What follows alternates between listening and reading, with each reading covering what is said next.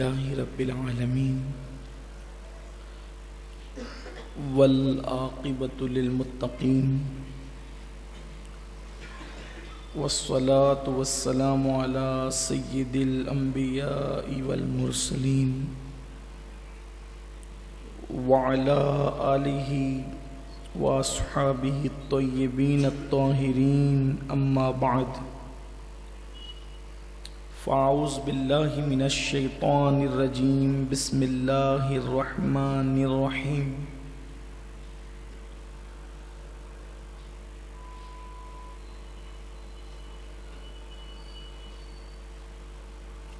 يا أيها الذين آمنوا اتقوا الله وكونوا مع الصادقين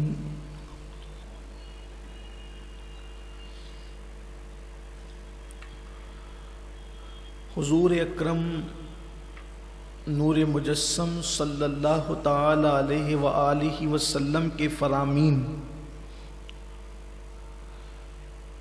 جنہیں ہم حدیث رسول کہتے ہیں، ایسے متبرک اور پر اثر ہے اور اتنے دل نشین اور کامیابی کے لیے مشعل راہ ہے کہ انسان اگر اس کو اپنی زندگی کے لیے لاہ عمل کے طور پر دیکھے تو پھر کسی اور کی تعلیم کی طرف، کسی اور کی گفتگو کی طرف توجہ کرنے کی انسان کو ضرورت نہ پڑے۔ جیسا کہ پہلے سے اعلان ہوا ہے کہ کنز العمال شریف میں موجود ایک طویل حدیث ہے جس میں ایک عرابی کہتے ہیں دیہاتی کو، ایک عرابی حضور اکرم صلی اللہ علیہ وآلہ وسلم سے سوال کرتے ہیں اور حضور اکرم صلی اللہ علیہ وآلہ وسلم اس عرابی کو جواب دیتے ہیں۔ اس حدیث کو محدثین کی اصطلاح میں حدیث خالد ابن ولید بھی کہتے ہیں۔ جلدی سے ہم حضرت خالد بن ولید کی روایتیں ہمیں سننے یا پڑھنے میں نہیں آتی، بہت کم روایتیں ہیں جو حضرت خالد ابن ولید رضی اللہ تعالیٰ نے بیان کی ہے، کیونکہ عام طور پہ آپ کا میدان جو تھا وہ واعظ و نصیحت کی بجائے حضرت خالد ابن ولید رضی اللہ تعالیٰ میدان کارزار کے آدمی تھے، جرنیل تھے آپ، بڑے عظیم، اور آپ کے جو کارنامے ہیں، اس سے بڑی بات کیا ہے کہ ہمارے آقا و مولا صلی اللہ علیہ وآلہ وسلم نے فرمایا کہ خالد اللہ کی تلواروں میں سے ایک تلوار ہے۔ تو عام طور پر آپ کی روایت کردہ احادیث بہت کم نظر آتی ہے، لیکن جن کو آپ نے روایت کیا ہے اس کی لذت بھی کچھ الگ ہے۔ اس سے حضرت خالد ابن ولید رضی اللہ تعالیٰ کے ذوق کا پتہ چلتا ہے۔ اور یہ حدیث جو میں آپ کو سنانے جا رہا ہوں، جب یہ حدیث سننے کے لیے محدثین کے پاس کوئی آتا تو محدثین جلدی سے یہ حدیث کسی کو سناتے نہیں تھے، بلکہ کوئی نہ کوئی کنڈیشن لگاتے تھے کہ ایسا کرو تو سنائیں گے، ایسا کرو تو سنائیں گے۔ بلکہ حضرت سیدنا امام جلال الدین سیوطی رحمۃ اللہ علیہ لکھتے ہیں کہ حضرت سیدنا ابو العباس علیہ رحمت و رضوان کے پاس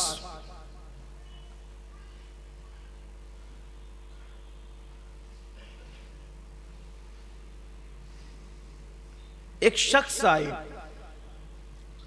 اور آنے کے بعد ان سے پوچھا کہ یہ حدیث جو خالد ابن ولید رضی اللہ تعالیٰ عنہ کی ہے یہ آپ تک کیسے پہنچی؟ یہ روایت مجھ تک جو پہنچی ہے وہ مصر کے بہت بڑے عالم حضرت سیدنا ابو حامد مصری کے ذریعے سے پہنچی، اور پھر وہ اپنا واقعہ بیان کرتے ہیں. دیکھو حدیث کی اہمیت اور حدیث کا شوق اور حدیث دینے والوں کی شرطیں اور ان کی کنڈیشن. آج تو بلا بلا کر کے لوگوں کو حدیث سنائی جاتی ہے، لیکن لوگ معاذ اللہ سننے کے لیے تیار نہیں ہے. امام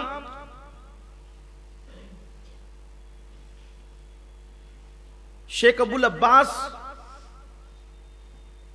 اللہ تعالی علیہ فرماتے ہیں کہ جب میں ابو حامد مصری کے پاس پہنچا اور میں نے ان سے کہا کہ آپ جو ہیں وہ مجھے حدیث خالد بن ولید سنائیں،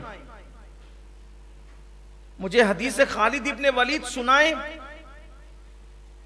تو حضرت شیخ ابو العباس رحمۃ اللہ تعالی علیہ فرماتے ہیں کہ شیخ ابو حامد نے مجھ سے فرمایا کہ یہ حدیث میں ایسے نہیں سناؤں گا، پہلے جاؤ 1 سال تک کے روزے رکھو، 1 سال روزے رکھنا، اس کے بعد آنا، پھر میں یہ حدیث تمہیں سناؤں گا جو حدیث خالد ابن ولید ہے، جو آج آپ اور ہم سننے والے ہیں. شیخ ابو حامد مصری نے امام ابو العباس سے کہا کہ جاؤ پہلے 1 سال تک نفل روزے رکھو. اور کیا شوق تھا کہ امام ابو العباس نے پھر اپنے استاد کے کہنے پر 1 سال تک نفل روزے رکھے، اور جب انہوں نے نفل روزے رکھے اور پھر اس کے بعد وہ تشریف لائے تو شیخ ابو حامد مصری رحمت اللہ تعالی علیہ نے یہ حدیث جو حضرت سیدنا خالد ابن ولید رضی اللہ تعالیٰ عنہ سے مروی ہے انہوں نے بیان فرمائی. حضرت سیدنا خالد ابن ولید رضی اللہ تعالیٰ عنہ فرماتے ہیں کہ ہم آقا کریم رؤوف الرحیم صلی اللہ علیہ وآلہ وسلم کی بارگاہ میں موجود تھے، اور آقا کریم صلی اللہ علیہ وآلہ وسلم کی بارگاہ میں ایک اعرابی آیا، یعنی دیہاتی آیا، اور آ کر اس نے آقا کریم صلی اللہ علیہ وآلہ وسلم سے سوال کرنا شروع کیے، اور آقا کریم صلی اللہ علیہ وآلہ وسلم نے اس کے جواب عنایت فرمائے. اعرابی والا کے دیہاتی تھے لیکن ان کے سوالات کتنے خوبصورت ہیں. اور پھر افصح العرب حضور اکرم صلی اللہ علیہ وآلہ وسلم کے جوابات کا کیا کہنا، ایک ایک چیز دل میں بٹھانے کے قابل ہے.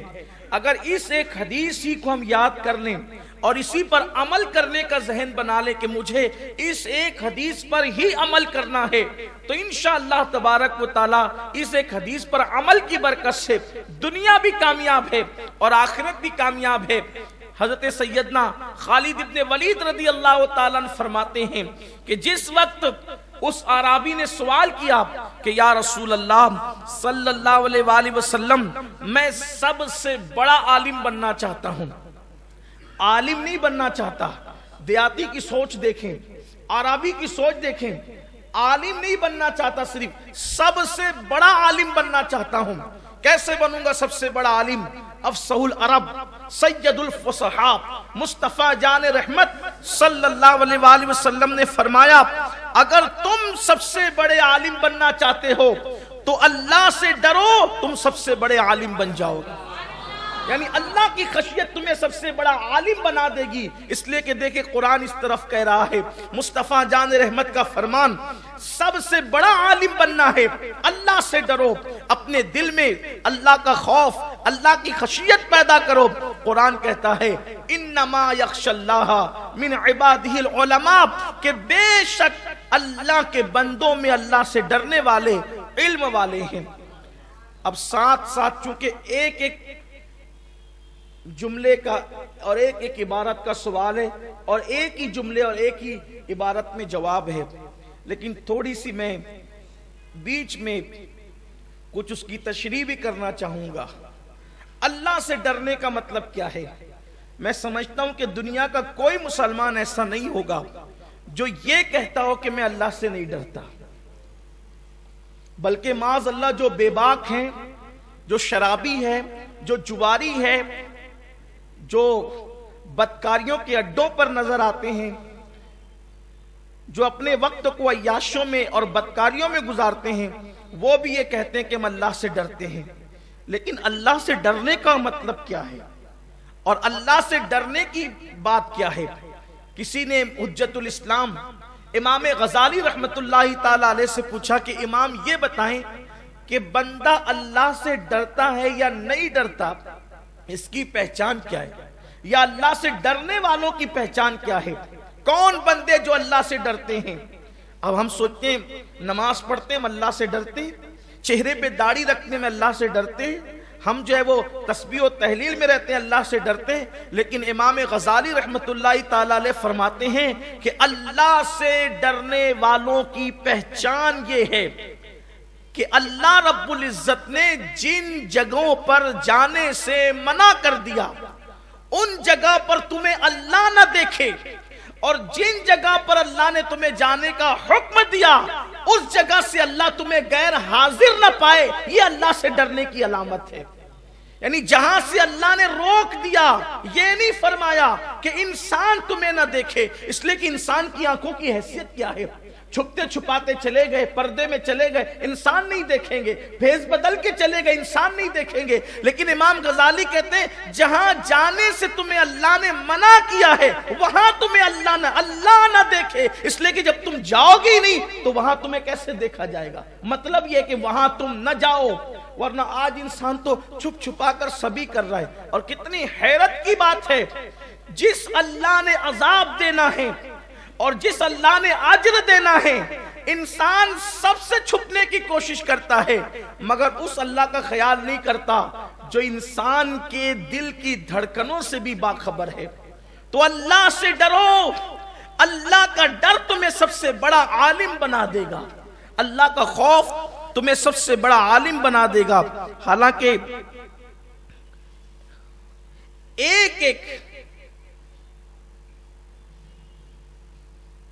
ایک جملے کی تشریح،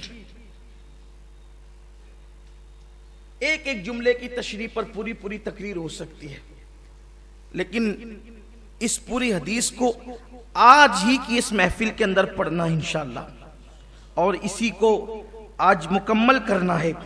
تو میری گزارش ہے کہ میں بہت زیادہ جو ہے وہ اس کی تشریح آپ کے سامنے نہیں کروں گا، اور آپ اس کو بہت زیادہ سمجھنے کی کوشش کریں گے۔ تو پہلا سوال دیہاتی کا تھا کہ میں سب سے بڑا عالم بننا چاہتا ہوں، اور آقا نے فرمایا اللہ سے ڈرو، سب سے بڑے عالم بن جاؤ گے۔ یا ایک بات اور عرض کروں، اگر کوئی اپنے زیادہ علم پر عمل نہ کرے تو اللہ اس کے زیادہ علم کو بھلا دیتا ہے، وہ بھول جاتا ہے، علم کے فیضان سے محروم ہو جاتا ہے۔ اور اگر کوئی اپنے تھوڑے علم پر عمل کرے تو تھوڑے علم پر عمل کی برکت سے اللہ اس کے سینے کو کشادہ کرتا ہے اور اس کا سینہ کھول دیتا ہے اور اپنی طرف سے علوم و معارف کے خزانے اتار دیتا ہے۔ تو پھر انسان جو ہے پھر وہاں کی کہتا ہے جہاں انسان کی عقلیں دنگ ہوتی ہوئی نظر آتی ہے۔ پھر عرابی نے دوسرا سوال کیا، وہ عرابی کہتا ہے کہ یا رسول اللہ میں سب سے زیادہ غنی ہونا چاہتا ہوں، یعنی وہ غنی ہونے کی بات نہیں کریں، سب سے زیادہ غنی۔ اس کا مطلب سوال کرنے والا کوئی معمولی عرابی نہیں ہے۔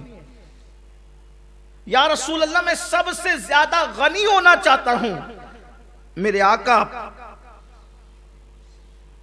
سید الفصحاء نے فرمایا، آقا کریم صلی اللہ علیہ وسلم نے فرمایا قناعت اختیار کرو، اللہ تمہیں سب سے زیادہ غنی کر دے گا۔ قناعت کیا ہے؟ قناعت کسے کہتے ہیں؟ قناعت کی تعریف یہ ہے کہ جو دوسروں کے پاس ہے، جو دوسروں کے پاس ہے اس سے بے نیاز اور لاپرواہ ہو جاؤ، اور جو اپنے پاس ہے اسی پر شکر گزار ہو جاؤ۔ یہ قناعت ہے۔ حل من مزید، حل من مزید کا نعرہ مت لگاؤ، یہ حل من مزید کا جو نعرہ ہے نا کہ اور چاہیے اور چاہیے، میرے آقا صلی اللہ علیہ وآلہ وسلم فرماتے ہیں انسان کے پیٹ کو قبر کی مٹی کے سوا کوئی چیز نہیں بھر سکتا۔ ایک تمنا پوری ہوتی کہ دوسری جنم لیتی، دوسری پوری ہوتی کہ تیسری جنم لیتی، تیسری پوری ہوتی کہ چوتھی جنم لیتی ہے۔ اور فرمایا کہ قناعت اختیار کرو، جو آپ کے پاس ہے اسی پر بس گزارا کر لو، اسی پر شکر گزار ہو جاؤ۔ فرمایا تم غنی ہو جاؤ گے. اور بہت اچھی بات حضرت سیدنا ذوالنون مصری رضی اللہ تعالیٰ نے فرمائی. حضرت ذوالنون مصری فرماتے ہیں، بہت خوبصورت بات فرماتے ہیں بیٹا دوسرے کے نصیب کا کبھی تجھے نہیں مل سکتا، اور تیرے نصیب کا کبھی تجھ سے چھینا نہیں جا سکتا. ایک بزرگ فرماتے ہیں اگر تو ہواؤں میں اڑ کر بھی اس چیز کو حاصل کرنا چاہے جو تیرے نصیب میں نہیں ہے تو تو ہواؤں میں اڑ کر بھی حاصل نہیں کر سکتا. اور اللہ نے جو تیرے نصیب میں لکھ دیا ہے اگر تو غار میں بھی بیٹھ جائے تو اللہ تجھے وہاں بھی عطا فرما دے گا. لیکن انسان کو حصول کی کوشش کرنا چاہیے، بیٹھنا نہیں چاہیے، حصول کی کوشش کرنا چاہیے. لیکن اللہ نے جو دے دیا اسی پر قناعت کرو، جو دے دیا اسی پہ بس. بلکہ اگر اس کو اپنی زبان میں کہوں تو یہ کہہ سکتے ہیں کہ جتنی چادر ہو اتنا ہی پیر پھیلاؤ. آج قناعت لوگوں سے نکلتی جا رہی ہے. حیثیت ہے کہ 5,000 کا موبائل استعمال کریں، لیکن دوستوں کے پاس 50,000 کا ہے، تو پھر وہ حیثیت نہ ہونے کے باوجود بھی 45,000 کی جوخم کر کے پھر وہ موبائل خریدنے کی کوشش کرتا ہے. اسی میں انسان پریشان ہوتا ہے. اگر انسان قناعت سیکھ لے، قناعت کہ جتنی چادر ہے بس ہمیں اتنی پیر پھیلانا ہے. ایک روٹی ہے تو ایک ہی روٹی کھانا ہے، دوسری روٹی کو ہاتھ نہیں لگانا ہے. 2 روٹی ہے تو 2 ہی کھانا ہے، تیسری کو ہاتھ. قناعت اختیار کر لے، کبھی شرمندہ نہیں ہوں گے. کبھی کوئی چڑھ کر آپ کے پاس نہیں آئے گا، کبھی کوئی آپ پر احسان نہیں جتائے گا. جتنی چادر اتنے پاؤں پڑے، اسی کو کہتے قناعت. اور انسان اگر قناعت اختیار کر لے تو زندگی پرسکون ہوگی، وہ کسی کا احسان نہیں لے گا. اللہ تعالیٰ نے جتنا دیا اسی پر بس گزارا کرو، اسی پر گزارا کرو. ام المومنین حضرت عائشہ صدیقہ رضی اللہ تعالیٰ عنہ حضور اکرم صلی اللہ علیہ وآلہ وسلم کی قناعت پر بات کرتی ہوئی فرماتی ہیں کہ 3 مہینے تک چولہے نہیں جلتے تھے، مگر حضور کے گھر کے لوگ اور حضور علیہ السلام خود بھی کھجور اور پانی پر گزارا کر لیتے تھے، اور لوگوں کو خبر بھی نہیں ہوتی تھی کہ حضور کے گھر کا یہ عالم ہے. اور امام اہل سنت سرکار علیہ السلام کی قناعت کا تذکرہ فرماتے ہیں اور یوں کہتے ہیں کہ کل جہاں ملک اور جو کی روٹی غذا، اس شکم کی قناعت پہ لاکھوں سلام.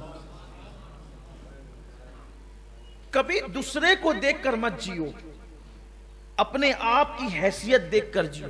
اگر لباس ہم 500 روپے کا پہن سکتے تو 500 کا ہونا چاہیے. دوسروں کو دیکھ کر کے ہم 1000 کی طرف نہ جائیں، جتنی حیثیت ہو، ورنہ آدمی مقروض ہوتا چلا جاتا ہے.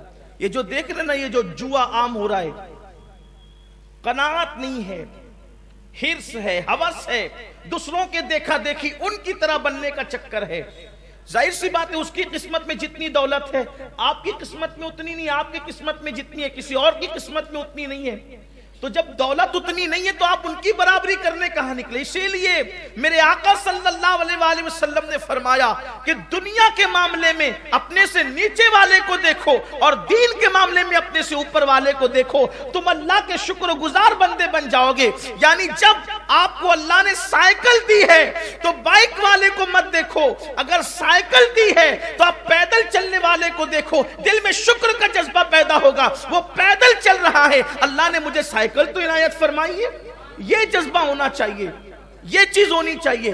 اور دین کے معاملے میں نیچے والے کو نہیں، اوپر والے کو. اگر تم 5 وقت کی پڑھتے ہو تو بے نمازی کو مت دیکھنا، ورنہ دل میں غرور پیدا ہوگا کہ میں 5 وقت کی پڑھتا ہوں. نہیں، اگر ہم 5 وقت کی پڑھتے تو تہجد گزار کو دیکھیں کہ یار وہ تو تہجد گزار ہے، میں کہاں. اگر تہجد پڑھنے لگ جاؤ تو اشراق چاشت اور اوابین والے کو دیکھو کہ وہ تو اور بھی پڑھ رہا ہے. اس طریقے سے یعنی دین کے معاملے میں اوپر والے پر نظر رہے، دنیا کے معاملے میں نیچے والے پر نظر رہے تو دل میں شکر کا جذبہ پیدا ہوتا ہے. قناعت اختیار کریں اور یاد رکھیں قناعت کی زندگی بہت پرسکون ہے. یہ جو چوری بڑھ رہی ہے، ڈکیتی بڑھ رہی ہے، یہ صرف حرص و ہوس کی وجہ سے، قناعت نہیں رہی. تو قناعت اختیار کریں. آقا فرماتے ہیں سب سے زیادہ غنی ہو جاؤ گے. پھر انہوں نے عرض کیا یا رسول اللہ صلی اللہ علیہ وآلہ وسلم میں سب لوگوں میں بہتر بننا چاہتا ہوں. دیکھیے ان کے سوال کا انداز ہر جگہ یہی ہے, یعنی وہ چھوٹے پہ اکتفا نہیں کر رہے, وہ الگ ہی شخصیت, الگ ہی ہستی بننا چاہ رہے ہیں. اگر یہ کہتے ہیں کہ میں بہتر بننا چاہتا ہوں تو بہتر تو اور بھی لوگ ہیں, لیکن وہ کیا کہتے ہیں سب سے بہتر. پہلے سوال سے ان کا لہجہ دیکھیں, سب سے بڑا عالم, سب سے زیادہ غنی, اور اب یہاں کہتے ہیں میں سب سے بہتر بننا چاہتا ہوں یا رسول اللہ. اگر کوئی دنیا کا خطیب جواب دیتا, ادیب جواب دیتا تو کچھ اور جواب ہوتا, لیکن یہ جواب اس کا ہے کہ تمہارے منہ سے جو نکلی وہ بات ہو کے رہے. اسے شامل کریں اپنی زندگی میں, ہو سکے تو اس کو اپنے دل میں جگہ دیں. کیسے بہتر بنیں گے؟ اللہ کے رسول صلی اللہ علیہ وسلم سے پوچھا گیا یا رسول اللہ صلی اللہ علیہ وآلہ وسلم میں سب سے بہتر انسان بننا چاہتا ہوں. آقا نے ارشاد فرمایا لوگوں میں سب سے بہتر وہ ہے جو دوسروں کو نفع پہنچائے. اگر تم دوسروں کے لیے نفع بخش بن جاؤ گے, اگر تم دوسروں کو نفع پہنچاؤ گے تو تم سب سے بہتر انسان ہو جاؤ گے. پتا چلا کائنات کی عظیم انسان جن کے قدموں سے انسانیت وابستہ ہوئی تو اللہ نے انسانیت کو معراج عطا کر دیا, اور کہنے والے کہنے لگے کہ اللہ اکبر, عروج آدم خاکی سے انجم سہمے جاتے ہیں کہ یہ ٹوٹا ہوا تارا مہ کامل نہ بن جائے, اور دیوان گانے عشق محمد کو دیکھ کر گھبرا گئی ہے. گردش دورہ کبھی کبھی گردن میں ہار ڈالے ہیں, ماہوں نجوم نے گزرا ہے ان حدوں سے. مسلمان کبھی کبھی وہ کائنات کی بہترین ہستی بتا رہی ہے اگر سب سے بہتر انسان بننا ہے, سب سے بہتر انسان بننا ہے, نفع بخش بنو, لوگوں کو فائدہ پہنچاؤ, فائدہ, تم سب سے بہتر انسان بن جاؤ گے. اب یہاں تو فائدہ پہنچانے کا معاملہ ہی چلا گیا. ایک وقت وہ تھا کہ مسلمان جب محفل میں اکٹھے ہوتے تھے تو ایک دوسرے کو کھسک کھسک کر کے دوسرے کو جگہ دیتے, اپنی جگہ پہ دوسرے کو بٹھاتے تھے, خود پیچھے رہتے تھے, دوسروں کو آگے کرتے, نفع بخش تھے. آج کیا ہو گیا؟ اگر کسی کو آتا دیکھیں گے تو اور پلتی بڑی کر لیں گے, بڑی پالتی مار لیں گے. یہ نفع پہنچانے کا شوق نہیں رہا. اور کسی مقام پر میں نے اپنی قوم سے کہا تھا کہ آج یہ جو پوری دنیا میں ہم رونا رو رہے ہیں نا کہ لوگ ہمیں تباہ کر رہے ہیں, برباد کر رہے ہیں, مٹا رہے ہیں, ہٹا رہے ہیں, ایسا کر رہے ہیں, ویسا, یہ جو ہمارے یہ ارانے جو ہے نا, اپنے مالیگاؤں کی زبان, یہ جو ارانے ہیں, ارانے,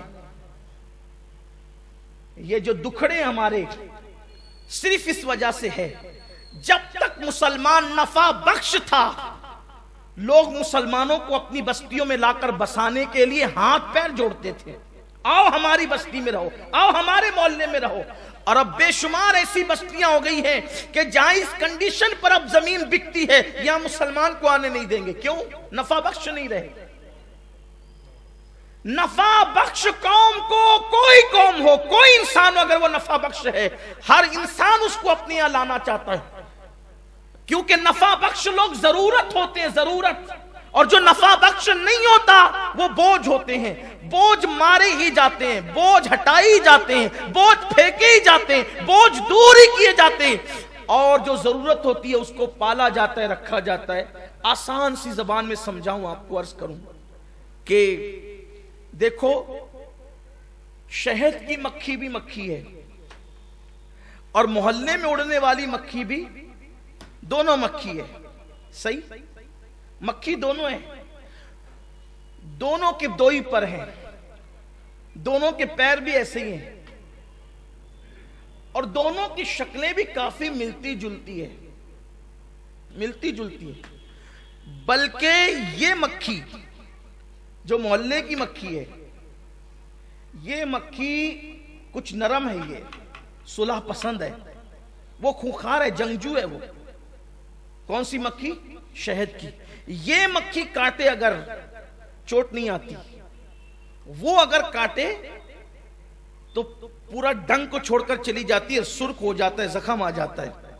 لیکن اس کے باوجود محلے کی مکھی کو مارنے کی دوا بنتی ہے، محلے کی مکھی کو مارنے کی دوا بنتی ہے، اور شہد کی مکھی کے لیے فارم ہاؤس بنتے ہیں، ان کو پالنے کا انتظام ہوتا ہے. یہ ماری جا رہی ہے، وہ پالی جا رہی ہے، دونوں میں فرق کیا ہے؟ یہ بوجھ ہے، وہ ضرورت ہے. پتا چلا کہ وہ یہ کچھ دیتی نہیں ہے، یہ جو ہوتا ہے وہ بھی کھا جاتی ہے، اور وہ دیتی ہے، وہ دیتی ہے، شہد دیتی ہے دنیا کو، خود محنت کرتی ہے، خود کوشش کرتی ہے، خود باغوں میں جاتی ہے، خود پہاڑوں میں جاتی ہے، خود جگہ جگہ جنگل گھومتی ہے، اور جب رس چوس کر لاتی ہے تو دیکھو ہضم نہیں کرتی، چوس کر کھا نہیں جاتی، اپنی صحت کا خیال نہیں کرتی، بلکہ لاتی ہے کوٹھے میں بھر کر اور پھر چھتے میں اگل دیتی ہے. یعنی اپنے سے زیادہ خیال کسی اور کا ہے، یعنی کسی کو فائدہ پہنچانا مقصود ہے. تو اللہ اکبر، کھانے والی مکھیوں کو مارا جاتا ہے اور کھلانے والی مکھیوں کو پالا جاتا ہے. پتا چلا جب بھی فائدے مند بنو گے، لوگوں کی ضرورت بنو گے، لوگ پالنے پہ مجبور ہو جائیں گے. اور 1450 سال پہلے ہمارے کریم آقا صلی اللہ علیہ وسلم نے فرمایا فائدہ پہنچاؤ جس طرح بھی پہنچا سکتے ہو، اگر نفع پہنچاؤ، نفع بخش بنو. میرے آقا علیہ السلام نے اسی لیے تو فرمایا نا، خیر الناس من ينفع الناس، تم میں بہترین لوگ وہ ہیں جو لوگوں کو فائدے مند بنو، فائدے مند بنو. کسی کی آگے کی بوٹی چھین کر کھانے کی بجائے اپنے حصے کا کسی کو کھلا دو. کھا کر وہ سکون نہیں ملے گا جو انشاءاللہ کھلا کے سکون ملے. اپنی ضرورت کو دوسرے پہ قربان کر دو. خوبصورت لباس خود پہن کر کے وہ سکون نہیں ملے گا جو کسی کو پہنا کر سکون ملتا ہے. کسی کی خوشی چھینو مت، لوگوں کو خوشیاں بانٹنے والے بنو. خود خوش رہ کر کے اتنا سکون نہیں ملے گا جتنا سکون کسی کو خوشیاں دے کر کے ملے گا. فائدے مند بنو. اگر کسی بندے کو صرف اچھی بات کر کے بھی فائدہ پہنچا سکتے ہو، اچھا مشورہ دے کر بھی فائدہ پہنچا سکتے ہو، فائدہ پہنچاؤ. ہمارے بزرگوں کی کیا فکر تھی. یہ جو غریب نواز ہیں، غوث پاک ہیں، محبوب الہی ہے، سیدنا بختیار کاکی ہے، بابا فرید الدین گنج شکر ہے، صابر پاک، صابر کلیر ہے، یہ سب لوگ فائدہ مند لوگ تھے، فائدہ پہنچاتے. اور خود حضور اکرم صلی اللہ علیہ وسلم نے دیکھو دوست دشمن سبھی کو فائدہ پہنچایا. یہ ایک طویل داستان ہے فائدہ پہنچانے کی، میں اس کی طرف بھی نہیں جاتا. لیکن ہم فائدہ پہنچانے والے کیسے فائدہ پہنچائیں؟ کوئی بیمار ہو جائے اس کی عیادت کریں، رستے میں تکلیف دہ چیز دیکھیں ہٹا دیں، کسی پیاسے کو دیکھیں پانی پیش کر دیں، کسی ضرورت مند کو دیکھیں حیثیت کے مطابق اس کی ضرورت کو پوری فائدہ پہنچائیں. بہتر، سب سے بہتر وہ ہے. حدیث پاک ہے، یہ حدیث پاک ہے. یہاں تو صرف ہاتھ میں تسبیح رہتی ہے اور منہ ہی چلتا رہتا ہے. اسلام صرف تسبیح کا مذہب نہیں ہے. اللہ کے رسول صلی اللہ علیہ وآلہ وسلم نے یہ نہیں بتایا کہ رات دن تسبیح پڑھتے رہو. ہاں اگر یہ چیز بھی تو بہت اچھی ہے. تسبیح پڑھو گے تو صرف اکیلے کو فائدہ ملے گا، اور اگر کسی کے لیے قربانی دو گے تو پوری قوم کو فائدہ ملے گا. فائدے مند بنو، نفع بخش بنو. کسی کی بھوک دیکھو، فائدے مند بنو، بھوک مٹانے کی کوشش کرو. کسی کی یہاں میت دیکھو. اب تو یہ ہے کہ لوگ شادیوں میں بھی دیکھ کر جاتے ہیں، شادیوں میں دیکھ کر جاتے ہیں، میت میں منہ دیکھ کر جاتے ہیں. اگر 4 جگہ کی دعوت ہے تو معلوم کریں گے کہ کہاں پکا کیا ہے، اور جہاں کی ڈش لذیذ ہوگی یا یہ پیٹ کا بندہ جائے گا. اللہ کا بندہ نہیں جا رہا، یہ پیٹ کا بندہ جا رہا ہے. اللہ کا بندہ تو وہ ہے، اللہ کا بندہ تو وہ ہے کہ جس کو پیٹ کی فکر نہیں ہوتی، جس کو یار کی فکر ہوتی ہے کہ وہ خوش ہوگا کہ نہیں ہوگا، وہ راضی ہوگا کہ نہیں ہوگا.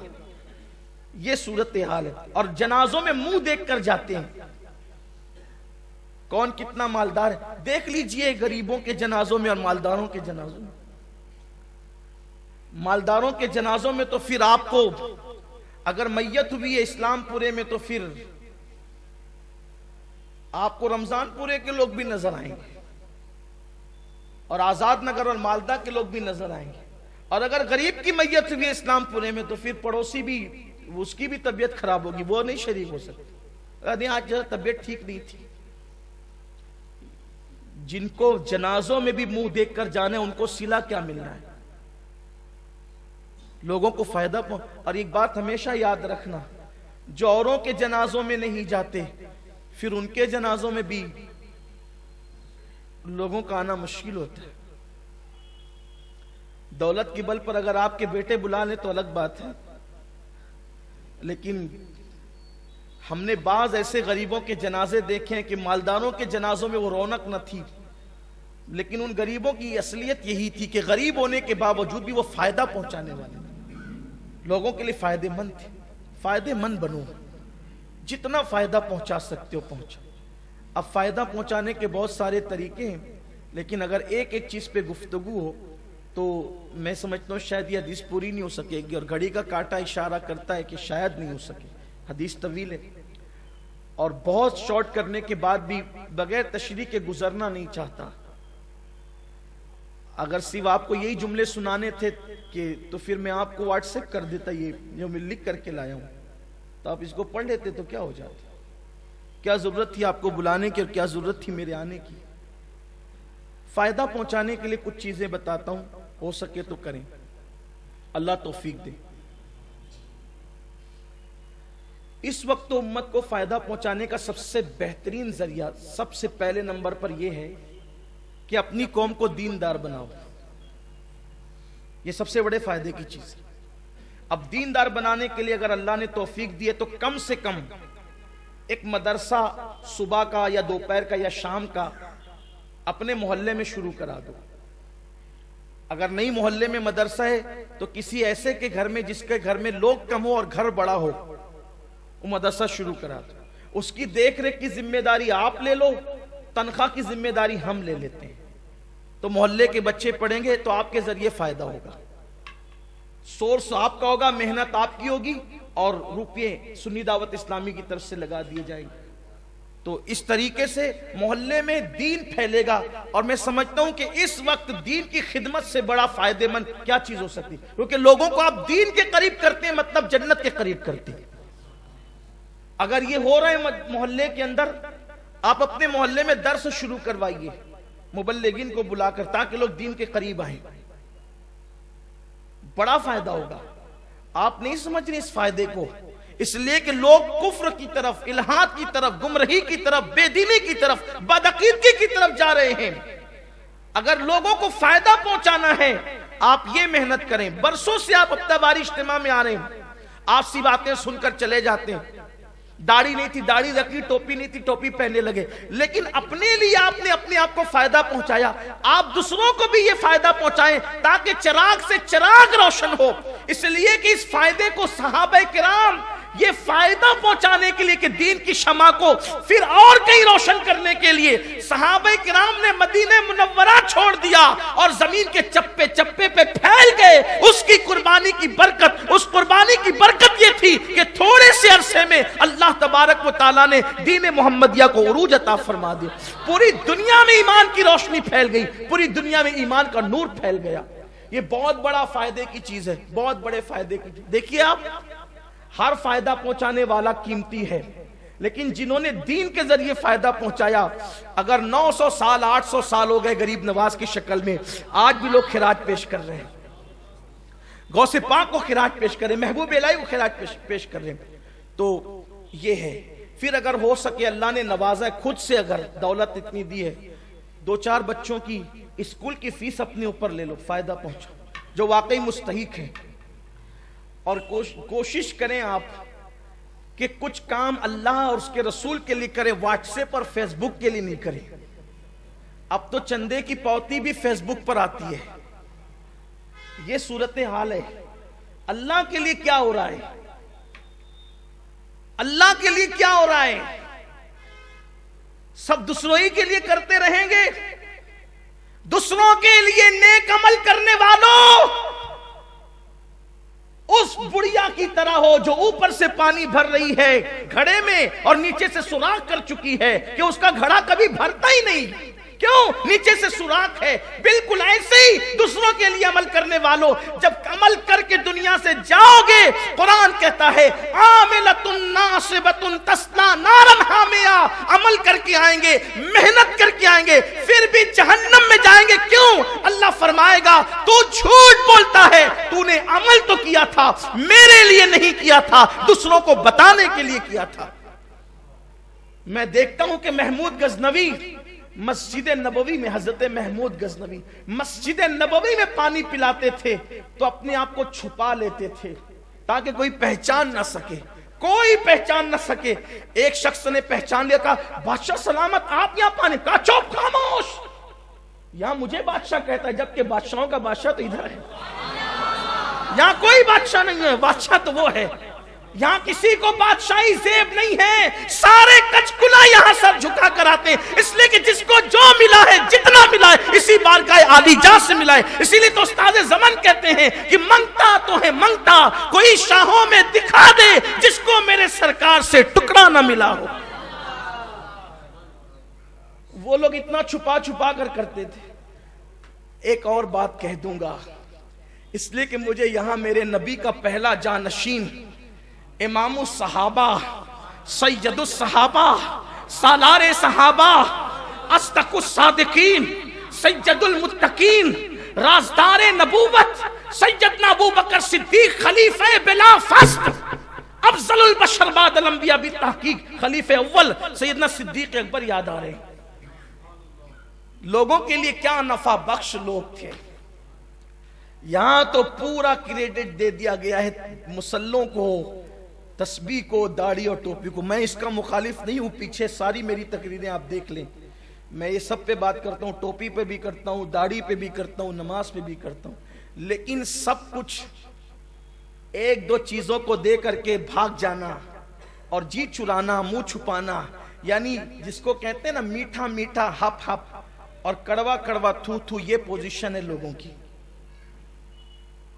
2-4 رکعت نماز پڑھ لیں گے، تھوڑی دیر بیٹھ کر کے وظیفے کر لیں گے، لیکن لوگوں کو کیا پتا کہ جو وظیفوں میں نہیں ملتا وہ لوگوں کو فائدہ پہنچانے میں ملتا ہے. ایک دن اللہ کے رسول علیہ السلام نے دیکھا ایک شخص محنت سے کماتا ہے. سرکار علیہ السلام نے پوچھا کہ تم بہت محنت کرتے ہو. کہا یا رسول اللہ اسی لیے محنت کرتا ہوں، اسی لیے محنت کرتا ہوں کہ اپنے گھر والوں کی کفالت کروں.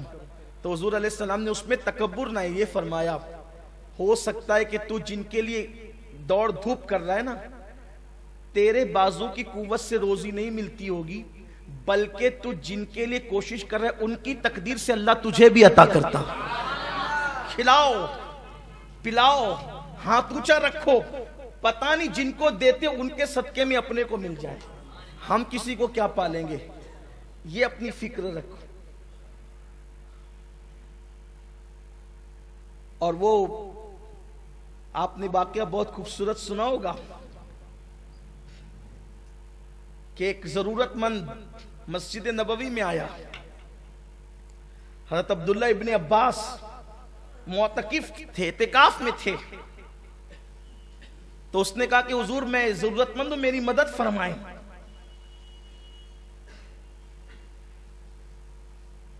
اور آپ میری امداد کریں.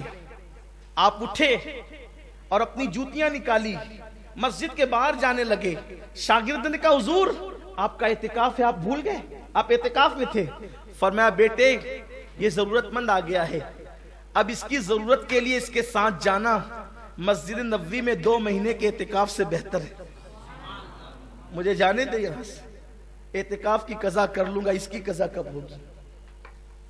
یعنی وظیفوں سے بہتر یہ عمل ہے، فائدہ پاؤں. تو میں بات کر رہا تھا امام الصحابہ سیدنا صدیق اکبر، جانشین رسول، یار غار مصطفیٰ صدیق اکبر رضی اللہ عنہ. حضور کا وصال ہو گیا. آقا کریم صلی اللہ علیہ وآلہ وسلم کے وصال کے بعد دیکھو فائدہ پہنچانے والے لوگوں کی بات کریں. اللہ کرے میں بھی اور آپ بھی یہ کریں. یار غار رسول صدیق اکبر رضی اللہ عنہ. اللہ اکبر. زمانے خلافت ہے, آقا کا وصال ہو گیا. فاروق اعظم رضی اللہ تعالیٰ عنہ کو اور دیگر صحابہ کو ایک پرچی دی گئی. خلافت کی کرسی پہ بیٹھنے کے بعد ایک پرچی دی گئی, یہ کام فلاں کرے گا, یہ کام فلاں کرتا تھا فلاں کرے گا, فلاں کرتا تھا فلاں کرے گا, حضور کرتے تھے فلاں کرے گا, یہ اس طریقے سے سب. ایک کام ایسا تھا جو کام تو لکھا ہوا تھا لیکن اس کے آگے کرنے والے کا نام نہیں تھا. کام تھا, کرنے والے کا نام نہیں تھا. یہی بات اپنی قوم سے کہنا چاہتا ہوں اور اپنے آپ سے بھی. لوگ نام کے لیے مرتے ہیں, نام کے لیے کام کرتے ہیں. حضور حافظ ملت فرماتے تھے کام کرو نام تو ہو ہی جائے گا. نام کے لیے مرو گے تو مرنے کے بعد سب سے پہلے نام چھینا جائے گا. اگر نام کے لیے مرو گے تو سب سے پہلے نام چھینا جائے گا, اور کام اللہ کے لیے کرو گے تو وہ نام دے گا کہ مٹ جائے گے قبر کے نشانات, پھر بھی نام باقی رہے گا. حالانکہ کام کرنے والوں کے قبر کے نشانات بھی نہیں مٹتے, لیکن اگر مٹ گئے تو بھی نام باقی رہے گا. نام نہیں لکھا ہوا تھا آگے کون کرنے والا ہے. فاروق اعظم نے چٹھی پڑھی, کہا بہت اچھا ہوا, ایک کام ایسا ہے جس کا کرنے والا کوئی ہے نہیں. انہوں نے بھی اپنا نام نہیں لکھا, کہا کہ خاموشی سے ہم خود ہی کریں گے. اور وہ کام تھا مدینہ منورہ کے مضافات میں رہنے والی ایک بڑھیا کا, جس کے گھر کی خدمت حضور اکرم صلی اللہ علیہ وآلہ وسلم کی طرف سے کی جاتی تھی. آقا کریم کی طرف سے اس کے گھر کی خدمت کی جاتی تھی. اور اب وہاں کام تھا لیکن نام کسی کا نہیں تھا کہ کرنا کس نے. تو فاروق اعظم سوچا کہ میں لے لیتا ہوں اس کو, لیکن خود کا نام بھی نہیں لکھا. یہ گئے تو دیکھا کہ سب کام ہو چکا ہے اور بڑھیا شان سے بیٹھی ہوئی ہے. سوچا کہ چلو کوئی پہلے آ کے نیکی کر گیا, فائدہ پہنچا گیا, کل ہم پہلے آئیں گے. پھر پہلے گئے, پھر بھی کام ہو چکا. یار یہ آگے کرتا کون ہے. تو ایک دن جا کر کے چھپ کر بیٹھ گئے رات کو, تو دیکھا کہ کوئی چہرے پہ نقاب ڈال کر کے آیا. یہاں لوگ پاپ کرنے نقاب ڈال کر جاتے ہیں, اور وہاں یار منانے کے لیے نقاب ڈالے جاتے تھے. اسی لیے شاید ان لوگوں کو کبھی نقاب ڈالنے کی ضرورت نہیں پڑی جو یار کے لیے نقاب ڈالتے تھے, اور جو پاپ کے لیے نقاب ڈالتے تھے منہ چھپائے چھپائے پھر رہے پوری دنیا میں. کیا ہم, کیا آپ سبھی چھپ رہے ہیں؟ منہ ایسے ہی تھوڑی چھپتے ہیں.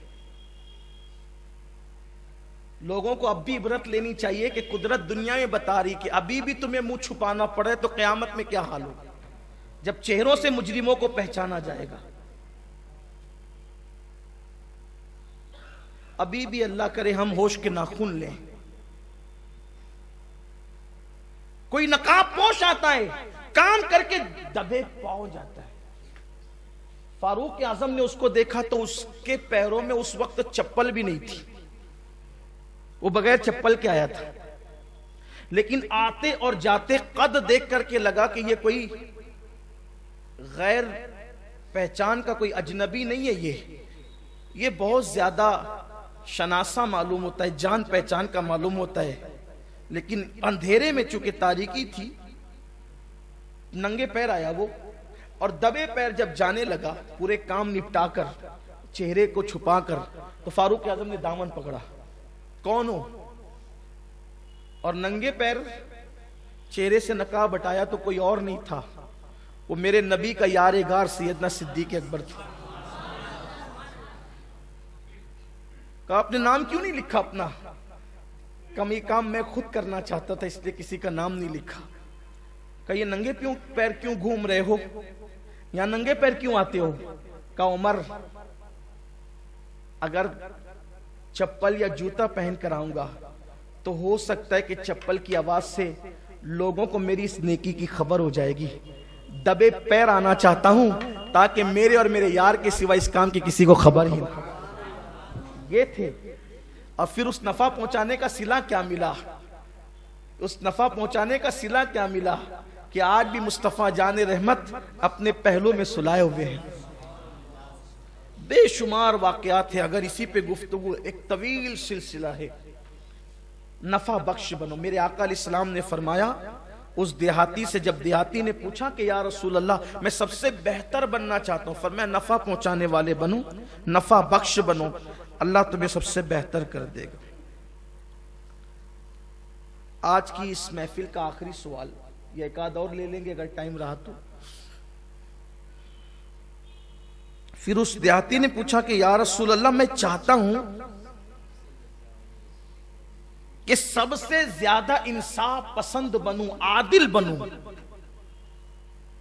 پھر وہی لہجہ، یعنی صرف عادل نہیں، سب سے زیادہ انصاف پسند، سب سے زیادہ عدل کرنے والا بنوں. یہاں بہت خاص بات، سید العرب، افصح العرب، سید الفصحاء، سید البلغاء، سید الخطباء، سید الحکماء، سید الادباء، سید الکونین. مصطفیٰ جان رحمت سے جب پوچھ رہا ہے، عربی پوچھ رہے دیہاتی کہ میں سب سے زیادہ عادل اور سب سے زیادہ انصاف کرنے والا بننا چاہتا ہوں، تو میرے آقا علیہ السلام نے فرمایا جو اپنے لیے پسند کرتے ہو وہی دوسروں کے لیے پسند کرو، تم سب سے زیادہ عادل بن جاؤ گے. اس ایک جملے کی کیا تشریح کی جائے اور کون کرے تشریح. یہاں تو غالب اور امیر کے اشعار کی تشریح کرنے کی اوقات اور حیثیت نہیں ہے، سید الفصحاء کے جملوں کی تشریح کون کرے. لیکن صرف خدمت کے لیے، تاکہ کسی کو اللہ نفع پہنچا دے اور پہنچ جائے کسی کو نفع. جو اپنے لیے پسند کرو وہی اپنے مومن بھائی کے لیے پسند کرو، تم سب سے بڑے انصاف پسند اور عادل بن جاؤ گے. اب اپنے لیے ہم کیا پسند کرتے ہیں کہ کوئی مجھے ذلیل نہ کرے. کوئی اپنے لیے، ہم اپنے لیے کیا پسند کرتے ہیں، کوئی ہمیں اور ہم دنیا کو ذلیل کرتے پھرتے ہیں، عزت کا چار وار کرتے ہیں. یہاں مجھے دیکھو صحابہ کا وہ انداز یاد آتا ہے، اپنے لیے جو پسند کرتے وہی مومن بھائی کے لیے پسند کرو. ایک محفل تھی، ہنسنے کی بات نہیں، عبرت کی بات ہے. ایک محفل تھی، اکثر محفلوں میں ایسا ہوتا ہے، ہوتا رہے گا، اس لیے کہ بشری تقاضے بھی کچھ ہوتے ہیں جس سے آدمی آنکھ بند نہیں کر سکتا اور وہ ہو جاتا ہے. محفل تھی صحابہ کی. اس صحابہ کی محفل میں، حالانکہ وہاں حدیث کا دور اور حدیث کا مذاکرہ چل رہا تھا، تو اس میں بیٹھے ہوئے اچانک بدبو اٹھی. ایسا ہوتا ہے اکثر محفل، بدبو اٹھی.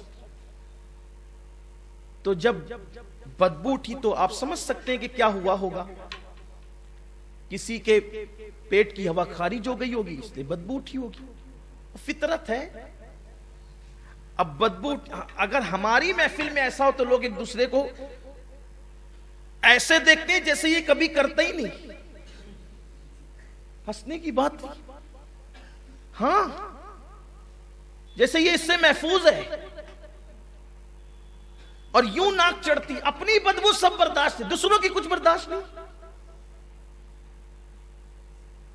جب بدبو اٹھی تو جو معلم تھے اس محفل کے، انہوں نے کہا ایک کام کرو، جس کا وضو ٹوٹ گیا سب وضو، جس کا وضو ٹوٹ گیا وہ جا کے وضو کر کے آئے، اس لیے کہ حدیث کا مذاکرہ چل رہا ہے، جا وضو کر کے آؤ. پوری محفل اٹھ گئی وضو کے لیے،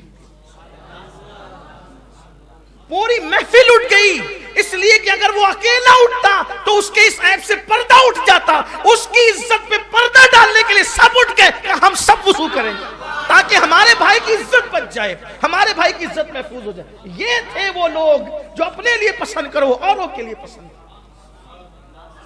جب تک ایسے لوگ دنیا میں موجود تھے اس وقت تک کہ لمبی چوڑی تقریروں کی ضرورت نہیں تھی. ان کو دیکھنے والے لوگ اسلام قبول کرنے پہ مجبور ہو جاتے تھے. یہ ہے اپنے لیے جو پسند کرو. جب میں چاہتا ہوں کہ کوئی میری غیبت نہ کرے تو پھر میں دوسرے کی غیبت کیوں پسند کروں.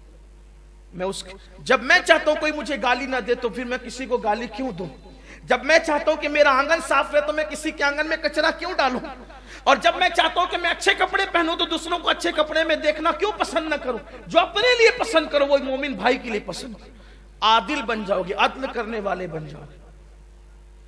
میں سمجھتا ہوں کہ یہ ایک ہی بات کتنی انسان کو دعوت فکر دے رہی ہے۔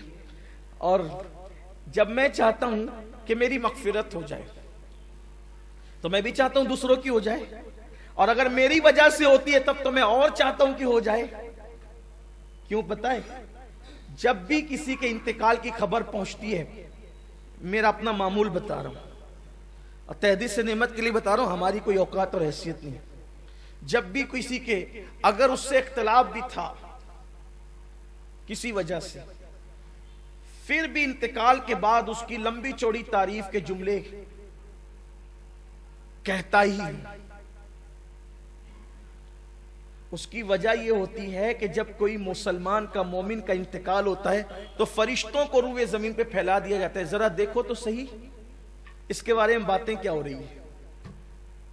اگر اس کے بارے میں لوگ کہتے ہیں کیا اچھا تھا، کیا اچھا تھا، کیا اچھا تھا، اور فرشتے کہتے تو سب تو اچھا ہی کہہ رہے، تو اللہ فرماتا ہے میرے بندوں کے گمان کی لاج رکھوں گا، اس کو بخش دیا، ان کے کہنے پہ بخش، ان کے کہنے تو اگر اپنے کہنے پہ کوئی بخشا جا رہا ہے تو پھر ہونا چاہیے، اس لیے کہ کتنا بھی پاپی ہوگا کوئی ایک تو خوبی ہوگی اسی کا ذکر کر دے۔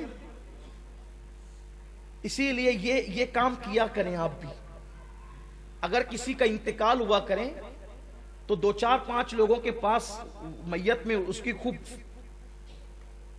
خوبیاں بیان، کچھ تو خوبی ہوگی، بغیر خوبی کے تو کوئی نہیں، کچھ تو خوبی وہ بیان کیا کریں، بار بار بیان کریں۔ اسی لیے ہمارے بڑے بزرگ لوگ اولیاء کرام وصیت نامے میں یہ لکھتے تھے کہ جب میرا انتقال ہو تو میرا جنازہ رکھنا، اور میرا جنازہ رکھنے کے بعد لوگوں سے کہنا کیسا تھا، ظاہر سی بات ہے لوگ تو کہیں گے نا اچھا تھا، بس اگر چند لوگوں نے کہہ دیا اچھا تھا تو قبر میں جانے سے پہلے ہی مغفرت ہو جاتی ہے۔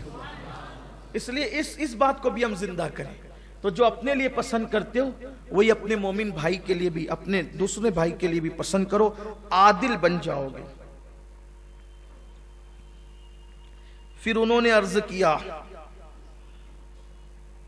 یا رسول اللہ، وہ عربی کہتے ہیں میں اللہ کی بارگاہ میں خاص مقام حاصل کرنا چاہتا ہوں، اللہ کرے کاش مجھے اس عربی کا نام پتہ چل جائے، حالانکہ حدیث میں نام نہیں آیا ہے، لیکن سوال کا لہجہ بہت متاثر کرتا ہے، جواب کا تو کوئی جواب ہی نہیں ہے، وہ سخن ہے جس میں سخن نہ ہو، وہ بیان ہے جس کا بیان، لیکن کوئی یہاں پر کوئی شہر کا بندہ سوال نہیں کر رہا، عربی دیہاتی صحابی سوال کرے، لیکن دیکھیں تو صحیح سوچ کتنی اونچی ہے۔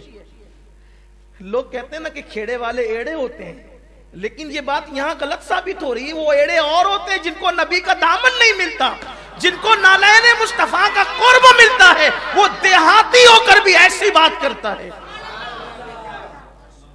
دیہاتی ہم کھیڑے والوں کو تو کہتے ہیں کیا بات کریں، کیا کہتے ہیں یا رسول اللہ میں اللہ کی بارگاہ میں خاص، یعنی مقام نہیں، میں مقام حاصل نہیں کرنا چاہتا، کیا خاص مقام حاصل، بہت خاص مقام حاصل کرنا چاہتا ہوں، لیکن قربان جائیں کسی سوال پر یہ نہیں ہے کہ لا ادری میں نہیں جانتا، ہر سوال پر موتی بکھیرے جا رہے ہیں، ہر سوال پر پنکھڑیاں نہیں بکھر رہی ہے۔ محبوب کے لیے کیسے کہہ دو کہ پنکھڑیاں بکھر رہی ہے، یہ کہہ رہا ہوں کہ ایک گلستہ ترتیب پا رہا ہے، ہر جواب پر گلستہ ترتیب پا رہا ہے، کہا حضور میں بڑا مقام، خاص مقام حاصل کرنا چاہتا ہوں، اور حضور بتا رہے ہیں لیکن کیا قسمت تھی سوال کرنے والے کی بھی، سوال بھی اس سے کیا جو معلم کائنات ہے، عالم ما کان و ما یکون ہے، اور جس کی شان یہ ہے کہ خدا سے واصل بھی ہے، مخلوق میں شامل بھی ہے، حرف مشدد کی طرح جس کی شان ہے کہ ادھر بھی اور ادھر بھی، ادھر سے لیتے ہیں ادھر دیتے ہیں۔ تو عرض کیا انہوں نے، اس صحابی نے، عربی نے، کہ یا رسول اللہ صلی اللہ علیہ وآلہ وسلم میں اللہ کی بارگاہ میں مقام خاص حاصل کرنا چاہتا ہوں، خاص مقام حاصل کرنا چاہتا ہوں۔ میرے نبی نے فرمایا ذکر اللہ کی کثرت کرو، اللہ تمہیں خاص مقام عطا فرمائے گا۔ آگئی ذکر کی بات، اللہ کا ذکر کثرت سے کرو۔ سبحان اللہ، الحمدللہ، اللہ اکبر، اللہ کا ذکر کرو، چلتے پھرتے اٹھتے بیٹھتے. اس لیے کہ جب ہم اللہ کا ذکر کرتے ہیں تو اپنی شان کے مطابق اللہ بھی ہمارا ذکر کرتا ہے. شیخ ابو ملی بہت بڑے بزرگ تھے. جب وہ اللہ کا ذکر کرتے تھے تو کیف میں آتے تھے، وجد میں آتے تھے، بہت خوش ہوتے تھے. جب اللہ کا ذکر کرتے تھے بہت خوش ہوتے تھے. لوگ کہتے تھے کیوں خوش ہو رہے ہو؟ کہا میرا ذکر اللہ کر رہا ہے، اللہ میرا ذکر، اللہ آپ کا ذکر کر رہا ہے. کہا کہ تم نے نہیں پڑھا فذکرونی اذکرکم، کہ تم میرا ذکر کرو میں تمہارے چرچے کروں گا. اور حدیث پاک ہے جب تم محفل میں اللہ کا ذکر کرتے ہو، اللہ اس سے بہتر محفل فرشتوں کی محفل میں تمہارا ذکر کرتا ہے. جب تم مجمع میں ذکر کرتے ہو وہ فرشتوں کے مجمع میں تمہارا ذکر کرتا ہے. اور جب تم اکیلے میں اللہ کا ذکر کرتے ہو تو اللہ تبارک و تعالی شان تنہائی کے ساتھ تمہارا ذکر فرماتا ہے اور وہ تمہارے چرچے کا. اللہ کا ذکر کرو. لیکن یہاں پھر ایک بات کہوں گا اور ضرور کہوں، ذکر وہ نہیں ہے، ذکر کہتے ہیں یاد کو. ذکر کہتے ہیں زبان کہہ رہی اللہ اللہ اللہ اور دل میں کچھ ہے ہی نہیں، کچھ پتہ نہیں کیا ہو رہا ہے.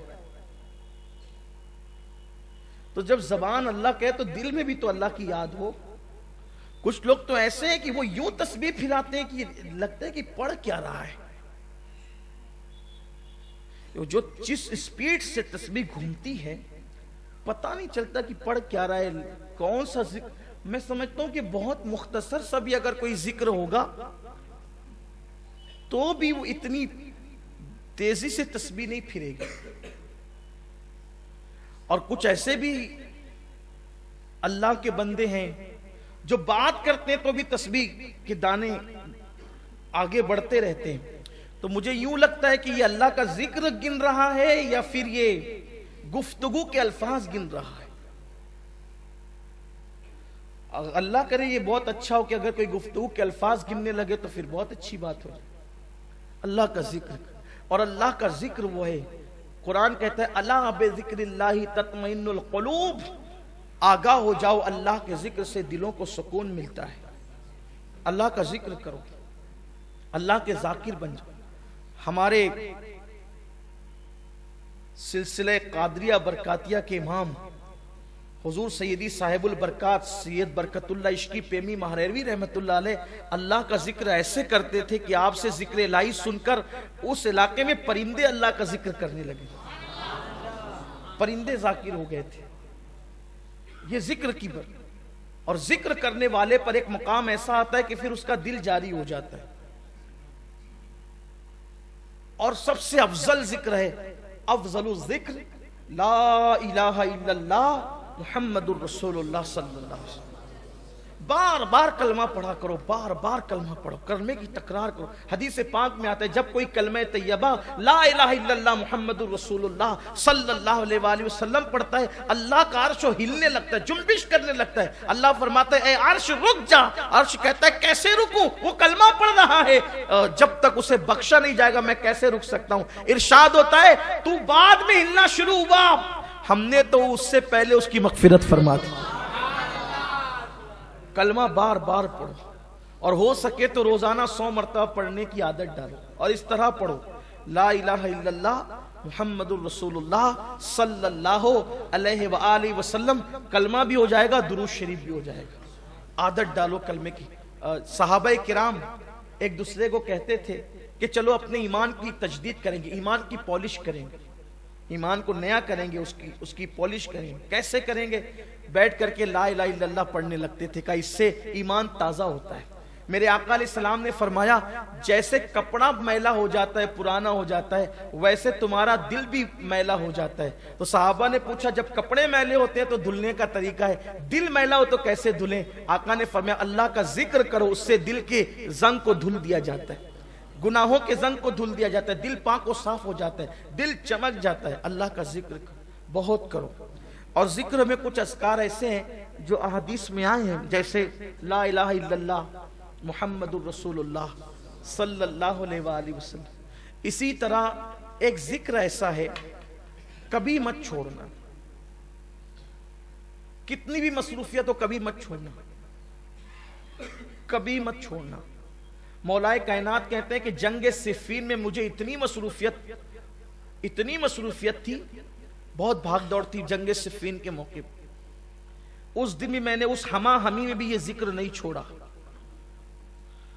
وہ ذکر ہے 33 مرتبہ سبحان اللہ، 33 مرتبہ الحمدللہ، 34 مرتبہ اللہ اکبر۔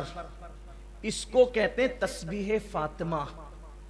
اس کے بارے میں روایت میں آتا ہے کہ جو اس ذکر کو پڑھتا ہے دنیا میں اس کے کوئی کام میں اس کو ناکامی نہیں ہوگی، ادھر مرے گا ایک قدم اس کا دنیا سے اٹھے گا، ادھر مرے گا ادھر دخول جنت کی سعادت نصیب ہو جائے گی۔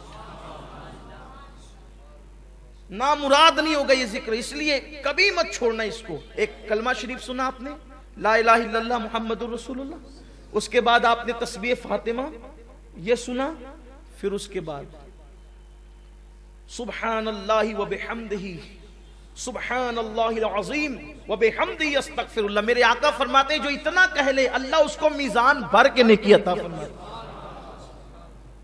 اس کو بھی پڑھو۔ اسی طریقے سے اشہد ان لا الہ الا اللہ وحدہ لا شریک لہ لہ الملک ولہ الحمد یحیی ویمیت بیدہ الخیر وہو علی کل شیء قدیر۔ اس کو جو بندہ پڑھتا ہے اگر 4000 سال کے گناہ بھی اس کے نامہ اعمال میں ہو اللہ اس کو بھی بخش دے۔ بڑا عظیم ہے یہ۔ انبیاء کرام کا یہ وظیفہ ہے جو میں نے پڑھا نا، جس کو ہم چوتھے کلمے کی شکل میں پڑھتے ہیں، انبیاء پڑھتے تھے اس وظیفے کو۔ ایک وظیفہ اور ہے، حسبنا اللہ ونعم الوکیل۔ اسے حضور علیہ السلام مشکل مقام پر پڑھ، یہ دو وظیفے، ایک تو لا حول ولا قوت الا باللہ العلی العظیم، اور ایک تو حسبنا اللہ ونعم الوکیل۔ اس کو حضور علیہ السلام مشکل مقامات پر پڑھتے تھے۔ فرمایا جو حسبنا اللہ ونعم الوکیل پڑھے گا، اللہ فرماتا ہے چونکہ تو نے مجھے اپنا کارساز بنایا اب تیرا کوئی کام بگڑنے نہیں دوں گا، اس لیے اس کو پڑھا کریں۔ بڑے وظائف ہیں اور بہت زیادہ دیے جائیں تو کہیں ایسا نہ ہو کہ آپ مشکل میں پڑ جائیں، لیکن ایک وظیفہ جو حضور غوث پاک سے منسوب ہے اور اس کی بے شمار دنیاوی اخروی فوائد ہیں، اگر کچھ نہ کر سکو تو اتنا کر لیا کرو کہ ہر نماز کے بعد یہ وظیفہ، اس کو کہتے ہیں پنج گنج قادریہ۔ پنج گنج قادریہ یہ ہے کہ فجر کی نماز کے بعد اول آخر 3 بار درود شریف پڑھنا ہے، اور بیچ میں 100 مرتبہ یا عزیز و یا اللہ، یا عزیز و یا اللہ۔ ظہر کے بعد 100 مرتبہ یا کریم و یا اللہ، عصر کے بعد 100 مرتبہ یا جبار و یا اللہ، مغرب کے بعد 100 مرتبہ یا ستار و یا اللہ، عشاء کے بعد 100 مرتبہ یا غفار و یا اللہ۔ 1 منٹ لگتا ہے، اور اطمینان سے پڑھیں گے تو 2 منٹ لگتے ہیں، لیکن وظائف کی برکت ہے۔ یہ جو یا عزیز و یا اللہ پڑھتا ہے فجر کے بعد، جو کبھی ذلیل نہیں ہوگا نہ دنیا میں نہ آخرت میں۔ آپ کو ذلیل کرنے والے خود ذلیل ہو جائیں گے، آپ ذلیل نہیں ہوں گے، اس لیے کہ جو اللہ کو عزیز کہہ کے پکارے خدا اس کو کیسے ذلیل کرے گا۔ آزما کے دیکھ لیں، کبھی ذلت نہیں ہوگی، کبھی ذلت، آپ کو ذلیل کرنے والا خود ذلیل ہوگا۔ اس کے بعد یہ جو ظہر کے بعد یا کریم و یا اللہ پڑھا جاتا ہے، یہ پڑھنے والا کبھی روزی کے معاملے میں تنگ دست نہیں ہوگا۔ عصر بعد یا جبار و یا اللہ پڑھنے والا کبھی ظالم حاکم اس کو پریشان نہیں کر سکے گا۔ مغرب کے بعد یا ستار و یا اللہ پڑھنے والا کبھی لوگ اس کے عیب کی وجہ سے اس کے عیبوں کو اچھال نہیں سکیں گے اور اچھالنے میں کامیاب نہیں ہو سکیں گے۔ عشاء کے بعد یا غفار و یا اللہ پڑھنے والا اللہ تبارک و تعالی اس کے بستر پر آنکھ بند ہونے سے پہلے اس کی مغفرت فرما دے گا۔ اللہ کا ذکر کریں۔ آخری بات یہ کہ ذکر کی 3 قسمیں ہیں، جب تک کہ یہ 3 قسم ایک ساتھ نہ ہو جائے ذکر نہیں ہوتا۔ جب تک کہ تینوں چیز مل نہ جائیں ذکر نہیں ہوتا۔ ایک ہے ذکر باللسان یعنی زبان سے ذکر، دوسرا ہے ذکر بالقلب یعنی دل سے ذکر، तीसरा है जिक्र बिल जवारिह, यानी आज़ा से जिक्र। जबान अल्लाह अल्लाह कहे जिक्र है, ला इलाहा इल्लल्लाह कहे जिक्र है, सुब्हानल्लाह व बिहम्दिही सुब्हानल्लाहिल अज़ीम कहे जिक्र है, या सत्तारो या अल्लाह कहे जिक्र, या गफ्फारो या अल्लाह कहे जिक्र है, ला इलाहा इल्ला अंता सुब्हानका इन्नी कुन्तु मिनज़ ज़ालिमीन कहे जिक्र है। लेकिन जबान ये सब जिक्र करे, अब दिल में ये हो कि मेरे अल्लाह, मेरी औकात क्या थी कि मैं तेरा जिक्र करता, तू तौफीक न देता तो मैं कब करता। ये नहीं कि जिक्र कर रहा हूं सबको देख रहा हूं कि कौन कौन देख रहा है कि मैं जिक्र करूं, मेरी हैसियत क्या, तू ना चाहता तो मेरी जबान पे तेरा नाम कैसे आता। फिर ये जो नेमतें तूने मुझे दे रखी है, तेरा करम है, ये जो दौलतमंद बनाया, इज्जत दी, लिबास दिया, औलाद दिया, ये दिया वो दिया, इस पे दिल शाकिर रहे, शुक्र करे, जबान जिक्र करे, दिल शुक्र करे। ये दो चीज हो गई। और जिक्र बिल जवारे, यानी अपने जिस्म से, अपने आज़ा से अल्लाह की नाफरमानी ना होने पाए। जब ये तीनों एक साथ हो जाते हैं कि आज़ा गुनाह से बचे, दिल शुक्र करे, जबान जिक्र करे, तो इसको कहते हैं जाकिर, यानी ये है जिक्र करने वाला। तो ये जमीन पर खुदा का जिक्र करता है, आसमान की बुलंदियों पे खुदा उसका जिक्र करता है, शर्क गर्ग में फिर उसके चर्चे होने लगते हैं। तो मेरे आका अलैहिस्सलाम से उन्होंने पूछा, आका, उस आराबी ने कि या रसूल अल्लाह, मैं मकाम खास चाहता हूं अल्लाह की बारगाह में। तो कहा कि जिक्र करने वाले बनो। अल्लाह ताला हम सबको तौफीक अता फरमाए, हम जिक्र करें। और आखिरी जुमला कहने चला था, लेकिन चूंकि आइंदा हफ्ते इसके आगे से बयान होगा, अगर जिंदगी रहेगी तो जिक्र की एक बात और कह दूं ताकि बात मुकम्मल हो जाए। कुरान क्या कहता है, अला बिज़िक्रिल्लाहि तत्मइन्नुल क़ुलूब, आगाह हो जाओ, अल्लाह के जिक्र से दिलों को चैन मिलता है, सुकून मिलता है। हजरत अब्दुल्ला इब्न अब्बास से पूछा गया, ये जिक्रुल्लाह क्या है, ये जिक्रुल्लाह क्या है जिससे दिल को चैन मिलता है। तो कहा, ये मोहम्मदुर रसूलुल्लाह के नामों में से एक नाम है जिक्रुल्लाह, यानी जो हुजूर का दामन पकड़ ले अल्लाह उसको भी सुकून की दौलत अता फरमाए। इसीलिए मेरे इमाम कहते हैं, उनके निसार कोई कैसे ही रंज में हो, जब याद आ गए हैं सब गम भुला दिए। अल्लाह की बारगाह में मकाम चाहते हो, जिक्र करो। अल्हम्दुलिल्लाह, हर जुमेरात को अपने मरकज पर मस्जिद या रसूल अल्लाह में आधे घंटे के लिए, सिर्फ आधे घंटे के लिए जिक्र की महफिल होती है। और उसका तरीका यह है कि जैसे इशा की नमाज खत्म होती है, दुआए सानी नहीं होती, और वक्त की पाबंदी के साथ सिर्फ आधा घंटा जिक्र कराया जाता है। चूंकि बहुत दिनों से ये शुरू है और मैं मसरूफियत की वजह से दौरे पे रहा तो मैं शरीक नहीं हुआ, लेकिन इस जुमेरात को मैं खुद शरीक था और मेरी खुद शिरकत रही अल्हम्दुलिल्लाह। उसमें बड़ा सुकून मिलता है। तो आधे घंटे का टाइम निकालकर, जुमा को तो आप आती हैं बयान, उसमें कोई बयान नहीं होता, सिर्फ खाली जिक्र है और उसके बाद दुआ है। अगर आप बीमार हैं, आपके घर में कोई बीमार है, परेशानी है, मुसीबत है, सैर जादू बला है, तो आप उसको काटने और ख़त्म करने की नियत से जिक्र की महफिल में हर हफ्ता आएँ। हो सके तो पानी की बोतलें लेकर के आएँ, उस पर जिक्र करने वालों से दम करवाएं। अल्लाह के जिक्र से बड़ा किसी का जिक्र, अल्लाह ने खुद फरमाया कि अल्लाह का जिक्र सबसे बड़ा है, अल्लाह का जिक्र सबसे बड़ा है। तो और एक बात है, हर इबादत के लिए वक्त है, हर इबादत के लिए वक्त है, जिक्र के लिए कोई वक्त नहीं। हर इबादत की लिमिट है, रोजे इतने ही होंगे, नमाजें इतनी, 5 ही नमाज होगी, 6ठी नमाज आप इजाद नहीं करते फर्ज के हवाले से। रोजे रमजान शरीफ के होंगे, कोई और फर्ज रोजा आप नहीं ला सकते ना, यही है, यानी एक लिमिट है, वक्त है, टाइम है और ये सब है। लेकिन एक जिक्रुल्लाह ऐसा है जिसके बारे में कोई कैद नहीं है, बल्कि क्या कहा गया, क्या कहा गया कि अल्लाह का जिक्र करो। किस तरह करो, बुकरतम वासीला, सुबह भी करो, शाम भी करो, और कितना करो, तो का कसरत से करो। जिक्रन कसीरा फरमाया, अल्लाह का जिक्र कसरत से करो, कोई हद नहीं, कोई शुमार नहीं, बेशुमार अल्लाह का जिक्र करो, उठते बैठते सोते जागते। और फिर देखो अल्लाह रब्बुल इज्जत के जिक्र की बरकत क्या है। बल्कि हदीस पाक में आया कि जब बंदा पहली मर्तबा कहता है अल्लाह, और दूसरी बार उस वक्त तक अल्लाह कहने की तौफीक नहीं मिलती जब तक कि पहली बार पर अल्लाह उसकी मगफिरत नहीं फरमा देता। और जब बंदा एक बार कहता है अल्लाह, تو 3 مرتبہ جواب آتا ہے لبیک یا عبدی، اے میرے بندے میں حاضر ہوں۔ یہ اللہ کے ذکر کی برکت ہے، ذکر سے قریب آؤ، چلتے پھرتے بھی ذکر کر لیا کرو۔ اللہ تعالی ہم سب کو توفیق عطا فرمائے۔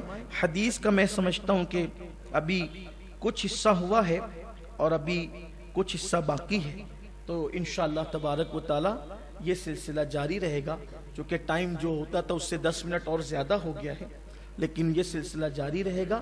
آئندہ ہفتے انشاءاللہ ہم اس حدیث کو مکمل کریں گے اللہ کی توفیق سے۔ اللہ تعالیٰ توفیق عطا فرمائے۔ گفتگو کے درمیان کوئی غلطی ہو تو اللہ معاف فرما دے، چونکہ آئندہ ہفتے 10 تاریخ رہے گی اس مہینے کی، آئندہ ہفتے اس مہینے کی 10 تاریخ رہے گی، تو جمعہ کا دن بھی ہوگا، ہفتہ وار اجتماع بھی ہوگا، اور جیسے ہم نے اعلان کیا تھا پچھلے 11ویں شریف کے موقع پر کہ اب توشہ مبارکہ کا پروگرام اور ختم قادریہ شریف کا پروگرام ہر مہینے جب وہ 11 تاریخ کو رکھا جائے گا، تو اب وہ 11 تاریخ آنے والی ہے، تو انشاءاللہ تعالی آئندہ جمعہ کو اجتماع بھی ہوگا، اور اجتماع کے ساتھ ساتھ ختم قادریہ شریف اور توشہ غوث اعظم کی محفل بھی ہوگی انشاءاللہ، یہ سب ایک ساتھ ہوگا۔ السلام علیکم ورحمۃ اللہ۔